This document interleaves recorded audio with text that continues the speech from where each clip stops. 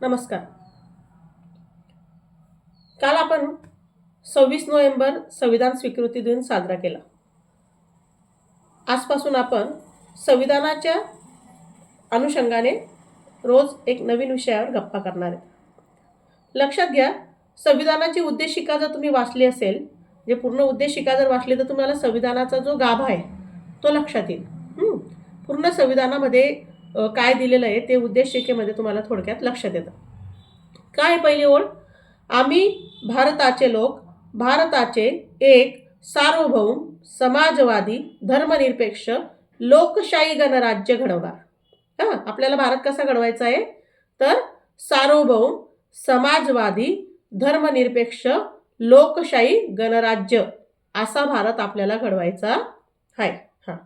मग नेमकं असा भारत घडवायचा आहे म्हणजे नेमकं मग ह्या 5 हे जे शब्द सांगितलेले आहेत, म्हणजे ही जी व्यवस्था आपल्याला आणायची आहे याच्यातले एक एक आपण अर्थ समजून घेणार आहेत. तर त्याच्यातला आपण समाजवाद या शब्दाचा अर्थ सर्वात आधी समजून घेऊ. तर समाजवादाचा अर्थ नेमका काय होतो? तर लोकांच्या अन्न, वस्त्र, निवारा, शिक्षण, आरोग्य ह्या ज्या बेसिक गरजा आहेत, या पूर्ण करण्याच्या ज्या यंत्रणा आहेत, सेवा देणाऱ्या ज्या यंत्रणा आहेत, ज्या सुविधा आहेत, त्या सर्व सरकारच्या ताब्यात असल्या पाहिजेत किंवा त्याच्यावर सरकारचं नियंत्रण असलं पाहिजे. आलं का लक्षात? याला म्हणतात समाजवाद. मग तो तुमच्या जगण्याशी कसा संबंधित आहे?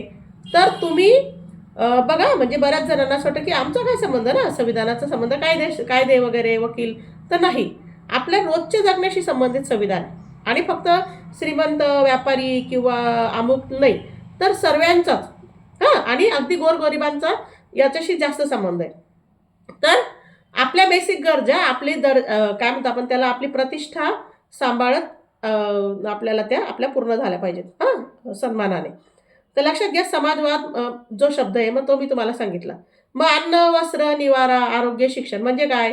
की जिल्हा परिषद शाळा ज्याच्यामुळे मोफत शिक्षण मिळतं, गोरगरिबाची मुलं, सर्वांचीच मुलं शिकू शकतात, बरोबर?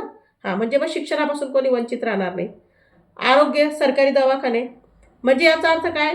की सगळ्यांच्याच आरोग्याची काळजी घेतली जाईल, पैशांअभावी कोणीही काय म्हणतो आपण त्याला सेवा मिळण्यापासून वंचित राहणार नाही. त्याच्यानंतर काय राहिलं मग? बस सेवा, सुरक्षित बस प्रवास करता येईल आणि त्याच्या म्हणजे प्रवास कमी याच्यामध्ये तो करता येईल.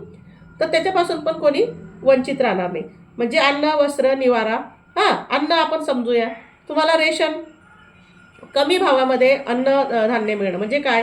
की पूर्वीच्या काळामध्ये जे म्हणजे अन्न मिळावं याच्यासाठी माणूस कोणत्याही कितीही पैशांमध्ये, अगदी कमीत कमी याच्यामध्ये त्याचं शोषण केलं जायचं, त्याच्याकडून मजुरी करून घेतली जायची आणि तो त्याच्या पोटाच्या भुकेपाठी ते करायचा. मग काय झालं? रेशनमध्ये धान्य मिळायला लागलं. मग रेशनमध्ये धान्य मिळायला लागल्यामुळे मग काय झालं की तो त्याचं पोट भरल्यानंतर तो त्याची मजुरी, त्याच्या श्रमाची योग्य किंमत ठरवू लागला, जे कोणी मालक होते त्यांच्यासोबत. आलं का लक्षात? आणि मग ते हळूहळू अन्न मिळालं, पोटाला अन्न कमी पैशात त्यांना उपलब्ध झाल्यामुळे इतर ज्या गोष्टी आहेत त्यांच्या जीवनमान दर्जा सुधारणं वगैरे त्या होऊ लागल्या. म्हणजे मग रेशन, घरकुलची योजना, ज्याच्याकडे घर नसेल त्याला राहायला घर. आलं का लक्षात? तुमची आत्ताची लेटेस्ट आलेली लाडकी बहीण योजना असो की ह्या काय म्हणतो आपण त्याला सगळ्या काय श्रावण बाळपासून अशा वेगवेगळ्या योजना असो, ह्या ज्या सगळ्या ज्या योजना आहेत ह्या संविधानातल्या समाजवाद ह्या शब्दाशी संबंधित आहेत. आलं का लक्षात?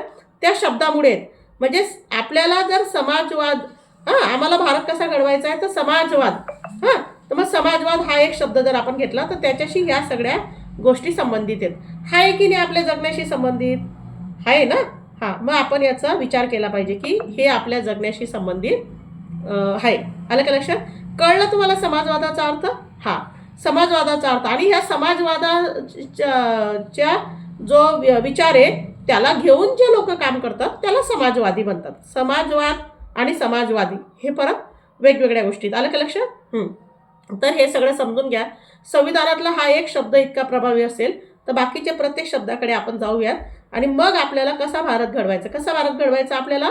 तर सार्वभौम समाजवादी धर्मनिरपेक्ष लोकशाही गणराज्य असं आपल्याला भारत घडवायचं आहे. त्याच्यातला मी तुम्हाला समाजवाद हा शब्द तुमच्या जगण्याशी संबंधित कसा आहे ते तुम्हाला समजून सांगितलं. जर त्याच्यातला आणि समाजवाद हा शब्द जर गेला तर ह्या सगळ्या ज्या गोष्टी आहेत, शिक्षणाच्या सोयी आहेत, हां, आरोग्याच्या सोयी आहेत, त्याच्यानंतर बस सेवेच्या तुमच्या ज्या सोयी आहेत, ह्या सगळ्या किंवा तुम्हाला मिळणाऱ्या वेगवेगळ्या योजना आहेत, तुम्हाला मिळणारं रेशन धान्य आहे, तुम्हाला मिळणारं घरकुलच्या योजना आहेत, ह्या सगळ्या बंद होतील. आलं का लक्षात? तर आपण सगळा समाजवाद हा शब्द समजून घेतला. आपण पुढच्या व्हिडिओमध्ये धर्मनिरपेक्ष हा शब्द समजून घेऊया की धर्मनिरपेक्ष व्यवस्था किंवा धर्मनिरपेक्ष भारत असणं म्हणजे नेमकं काय अपेक्षित आहे. थँक्यू.